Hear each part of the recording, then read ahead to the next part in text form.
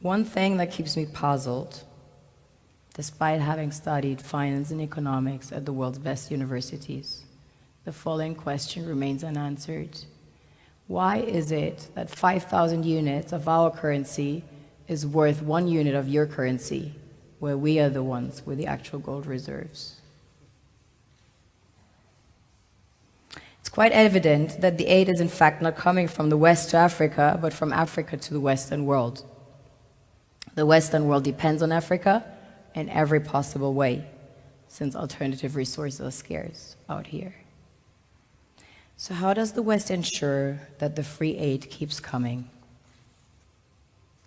By systematically destabilizing the wealthiest African nations and their systems, and all that backed by huge PR campaigns, leaving the entire world under the impression that Africa is poor and dying and merely surviving on the mercy of the West. Well done, Oxfam, UNICEF, Red Cross, Life Aid, and all the other organizations that continuously run multi-million-dollar advertisement campaigns depicting charity porn to sustain that image of Africa globally. Ad campaigns paid for by innocent people under the impression to help with their donations. While one hand gives under the flashing lights of cameras, the other takes in the shadows.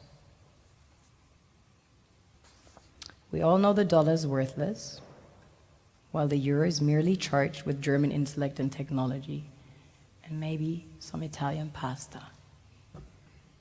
How can one expect donations from nations that have so little?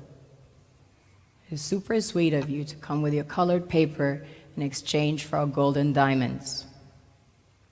But instead, you should come empty-handed, filled with integrity and honor. We want to share with you our wealth and invite you to share with us. The perception is that a healthy and striving Africa would not disperse its resources as freely and cheaply, which is logical.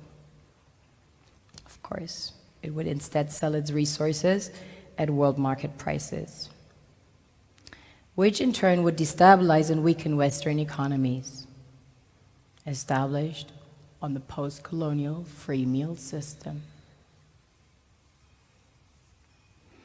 Last year, the IMF reports that 6 out of 10 of the world's fastest growing economies are in Africa, measured by their GDP growth. The French Treasury, for example, is receiving about $500 billion year in, year out, foreign exchange reserves from African countries based on colonial debt they forced them to pay.